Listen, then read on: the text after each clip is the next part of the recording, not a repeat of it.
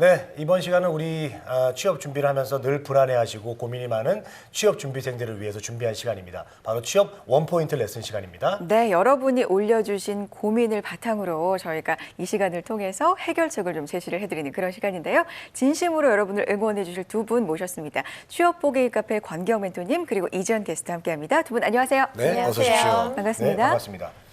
자, 저희 취업 원포인트 레슨에서는요. 다음 취업 보기 카페 창을 열어놓고 취준생 여러분들의 고민을 받고 있습니다. 네. 자, 카페 들어오셔서 왼쪽을 보면 Q&A 란이 있거든요. 거기다가 여러분들의 질문을 남겨주시면 되겠습니다. 자, 이지연 캐스터 바로 오늘의 질문 만나볼까요? 네, 152만 취업 준비생들의 공간이죠. 다음에 취업 보기 카페와 함께하고 있습니다. 저는 현재 카페 안에 들어가 있는데요. 또 정말 많은 고민들이 올라와 있는 걸 확인할 수가 있었습니다. 취업의 첫 번째 단계는요, 사실 자신의 적성을 고려한 직무를 찾아내서 취업 목표를 세우는 일일 텐데요. 취업 목표가 정해져야 이 직무 분석이나 그에 따른 직무 경험을 좀 할 수가 있겠죠. 첫 번째 사연은요, 어떤 분이 올리셨냐면 자신의 취업 목표를 정하시고 그 이후의 길을 고민하시는 분의 사연이었습니다. 제목을 보니까 HRD 부서의 취업 고민입니다라는 제목인데요. 이분은 26살인 졸업 예정 학생이시라고 하시고요. 현재 임용고시를 준비하고 있다라는 점을 얘기를 해주셨어요.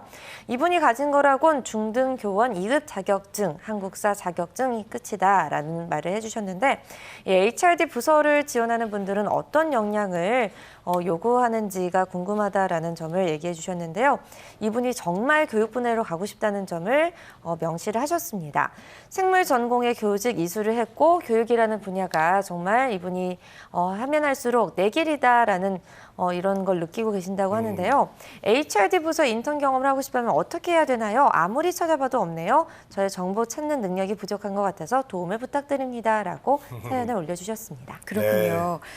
정말로 교육 분야로 가고 싶다 이런 희망을 밝히신 또 분인데 교육 분야인데 HRD에 관심이 있으십니다. 그러니까 인사관리 쪽 중에서도 HRD면 제가 알기로는 잘 모르지만 교육 쪽이라고 알고 있거든요. 그렇습니다. 네. 아무리 찾아도 이제 못 찾는 건 우리 권기영 멘토님께서 이제 다 찾아주고 계신데 취업이나 직무에 대해서 이제 구체적으로 고민해보지 않은 분들에게는 좀 낯선 단어일 수 있어요. 그쵸. HRD.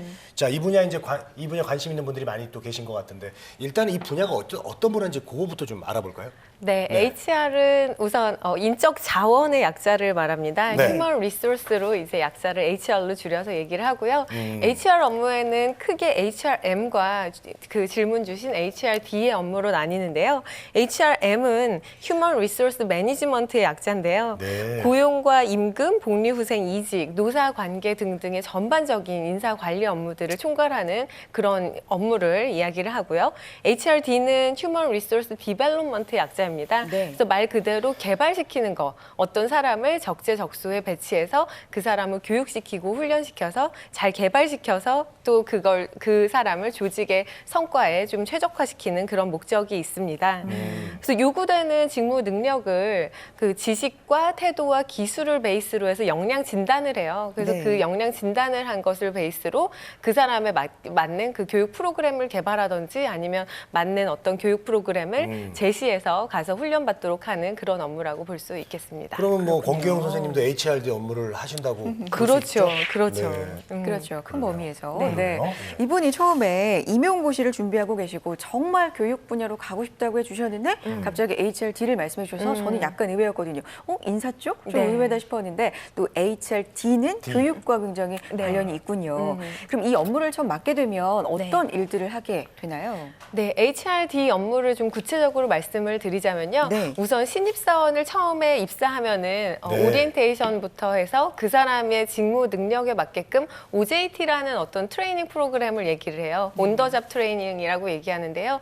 직무와 그리고 직급에 맞는 그런 교육 프로그램들을 적재적소에 보내주는 그런 역할들을 하고 있습니다. 그래서 예를 들어서요. 영업 판매직의 사원의 같은 경우에는 처음에 들어오면 이제 제품을 판매해야 되는 뭐 제품이라든지 서비스에 대한 해박한 지식을 갖고 있어야 하면 물론이고요. 네. 사람들을 많이 만나는 직업이다 보니까 커뮤니케이션 스킬이라든지 어떤 판매 스킬 같은 것들을 많이 배우거든요.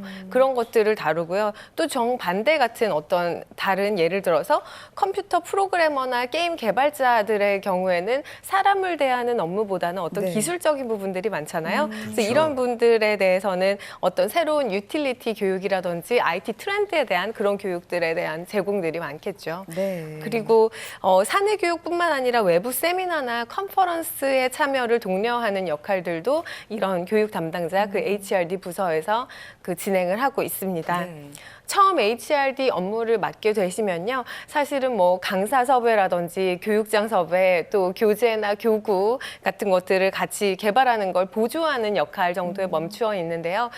진행하면서 그 경험이 쌓인 후에는 새로운 직무에 맞는 역량 진단을 하기도 하고요.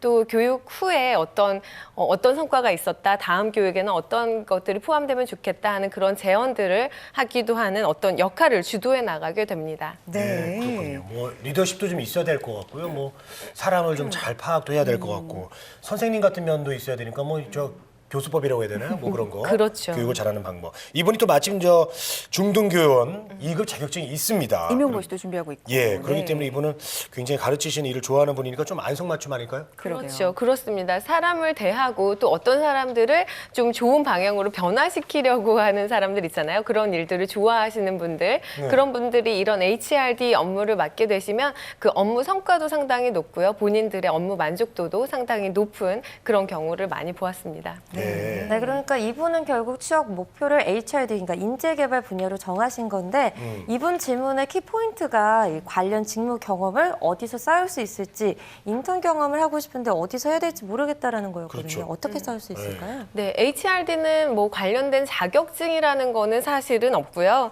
HRD 관련된 포럼이나 세미나 같은 곳에서 최근에 교육 트렌드가 어떻게 가고 있는지 이런 것들을 좀 감을 잡고 취업 준비를 하시면 도움이 많이 되실 것 같고요.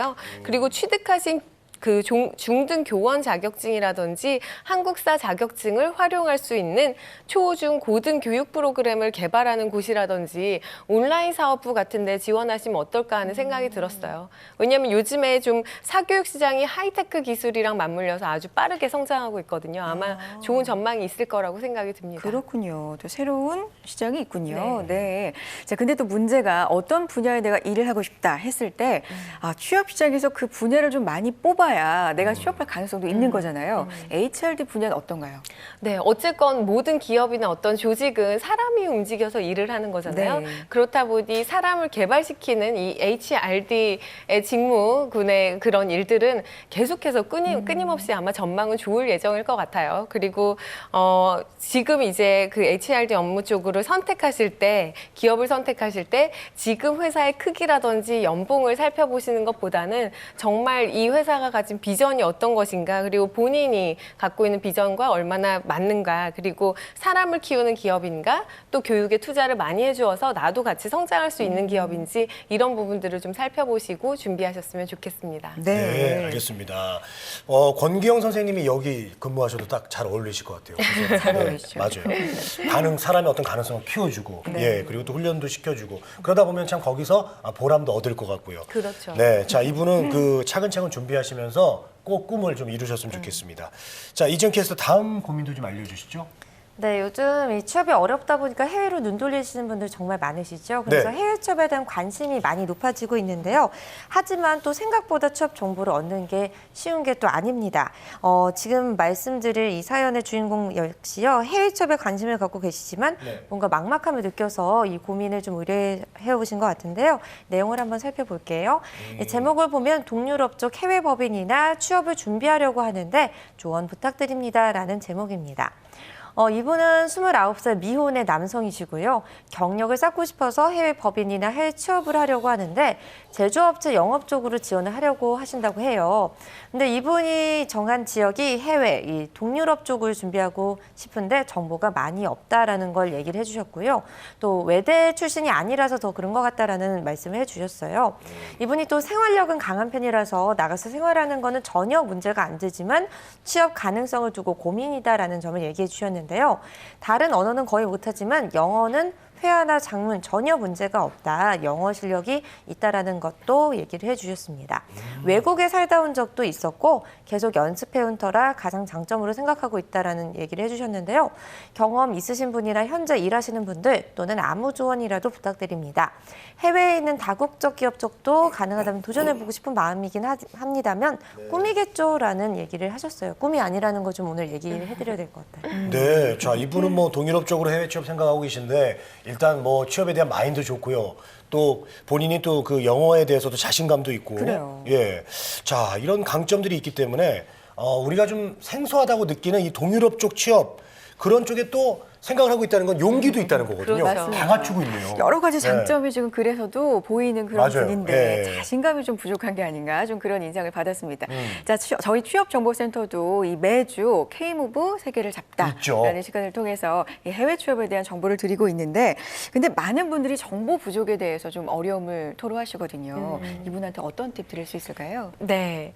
취업은 사실 발품을 파는 만큼 취업에 대한 기회도 많아지고요. 그만큼 네. 성공의 확률도 높아지잖아요. 그렇죠. 그래서 이분한테는 좀 발품을 파셔서 열심히 움직이시라고 조언을 해드리고 싶은데 그 일환으로 하나로 그 아까 K무브 말씀하셨는데 오프라인에 센터가 하나 생겼어요. 지난해 말에 서울에 K무브 센터라고 오픈을 새로 했는데요. 알죠. 예, 예. 네, 사실은 몇 달 전에, 그러니까 작년에 그 몇 달 전에 서초 고용센터 내에 K무브 센터가 있었습니다. 네. 근데 그때는 약간 시범 서비스 형태로 개시를 했었는데요. 그 시범 서비스 형태로 개시를 해서 운영하다 보니까 성과가 좀 좋았어요. 그러다 보니 가장 해외 취업에 대한 구직자들이 많은 서울에 그 주소는 서울 강남구 선릉역 부근에 강남 고용센터 건물로 이전을 했습니다. 그래서 본격적으로 해외 취업 서비스를 제공하고 있는데요. 그곳에 좀 찾아가셔서 정보를 좀 얻으시면 어떨까 하는 생각이 들었습니다. 좋은 생각이네요. 네, 그렇습니다. 서울 K무브 센터라는 곳이 있습니다, 네. 여러분. 자,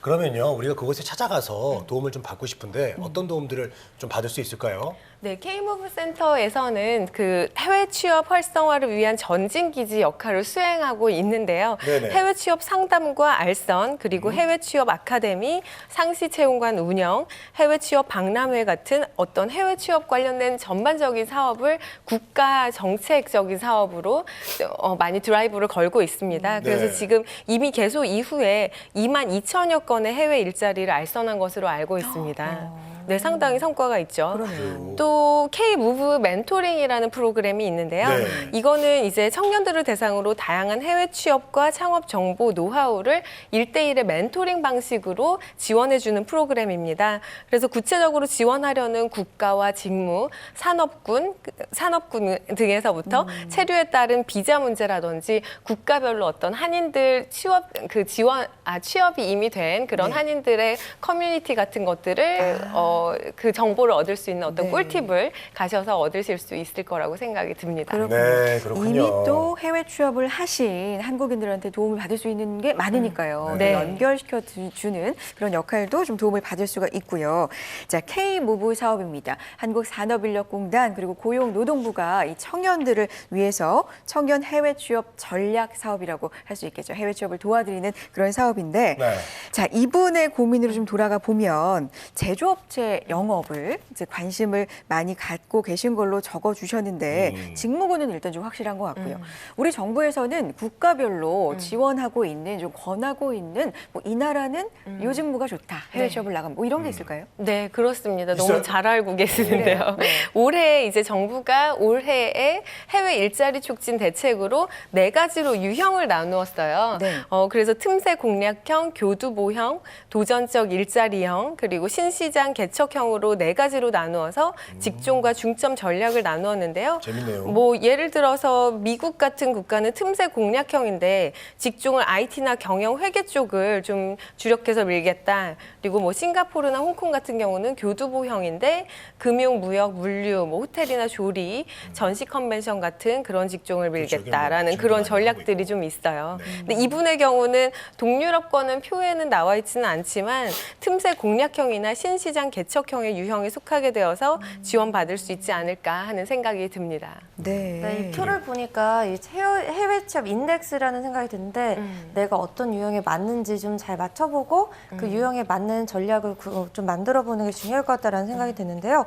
근데 혹시 이분처럼 해외 취업에 관심이 있는 분들이 좀 도움을 받을 만한 교육이나 세미나 같은 것도 있을까요? 네, 마침 공개 교육 같은 프로그램을 지난 9월부터 운영을 하고 있는데요. 네. 해외 취업 아카데미 프로그램에서 이제 구체적인 해외 취업 정보 제공은 물론해서 그 준비 전략에 대한 체계적인 교육을 제공하고 있습니다.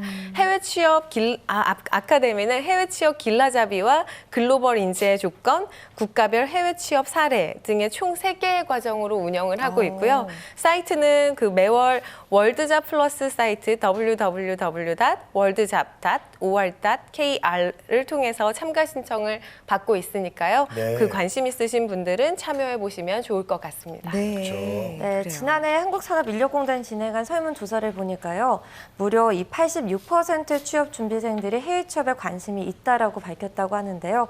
이렇게 뜻이 있으면 길이 열리겠죠. 그만큼 앞으로 더 해외 취업에 대한 정보들 많이 기대를 해보도록 하겠고요. 또 청년 고용난 해소에 적극적으로 도움이 되기를 기대를 해보겠습니다. 네. 계속해서 다음 고민 소개를 해드릴 텐데요. 고민 좀 빠르게 살펴볼게요. 네. 내 수준에 맞는 기업, 직무를 찾는 방법 어떤 게 있을까요? 라는 제목인데요. 정말 많은 분들이 고민하시는 내용일 것 같아요. 이분은 현재 졸업 예정자로 학점 2점 후반대고 딱히 하고 싶은 직무가 있는 건 아니고 무역에 관심 있는 정도라서 중국어 HSK 자격증 4급을 취득한 게 다다라는 점을 얘기해 주셨고요. 회사 취직에 도전할지 아니면 다른 것을 생각해야 될지 고민 중이라고 하세요. 이분이 자기 수준에 맞는 갈 수 있는 회사가 있는지를 찾아보고 싶은데 어떤 사이트를 찾아봐도 직무별로 연봉하는 일이 나와 있어서 좀 그 부분에 대해서는 찾기가 어렵다는 얘기를 하고 있는데요. 학점과 스펙을 검색해서 좀 갈 수 있는 회사를 찾을 수 있다든지 아니면 희망 연봉으로 검색을 해서 회사가 나오면 그 회사 합격에 필요한 이 스펙이나 다른 사람들의 스펙 볼 수 있는 게 있는지에 대해서 좀 궁금해하고 계십니다. 네. 사실 그동안은 이렇게 스펙도 좋은데 무슨 고민이야 이런 분들도 계셨지만 사실 지금 나온 분들이 보통 70%예요. 제일 현실적이에요. 맞아요. 그렇죠. 이게 또 학점도 낮습니다, 이분. 예, 제가 뭐라고 하는 건 아니고요. 2점대 후반, 그렇죠. 네. 근데 저는 좀 진짜 마음이 아픈 게 제목부터가요. 내 수준에 맞는 기업, 직무를 찾는 방법. 도대체 이 네. 수준이라는 말 자체를 쓰셨다는 게요. 네. 일단은 스펙에 맞게 좀 찾고 싶다 이런 말씀이신데 네. 이런 마인드 자체? 그러니까 이런 네. 분들이 많다는 것 자체가 좀 씁쓸하기도 하고요. 네. 그렇죠. 도와주세요. 도와드려야겠죠. 그러게요. 네, 그러게요. 일단 학점과 스펙 원하는 연봉을 일정 틀에 넣어서 그 원하는 자리를 찾으려는 건 상당히 소극적인 그런 구직 활동으로 보여지는데요. 그렇게 해서는 너무 적은 기회에만 본인이 노출되기 때문에 그렇게 해서 잡매칭이 됐다 하더라도 그게 조건에만 맞는 잡매칭이기 때문에 직무 만족도가 낮아서 쉽게 이직을 할 그런 확률도 높습니다. 우리가 그 결혼 상대자를 찾을 때도 네. 어떤 조건을 먼저 보게 되면 네. 나중에 살면서 참 어려움을 많이 겪게 되잖아요. 그런 거랑 마찬가지일 거라고 생각이 들어요.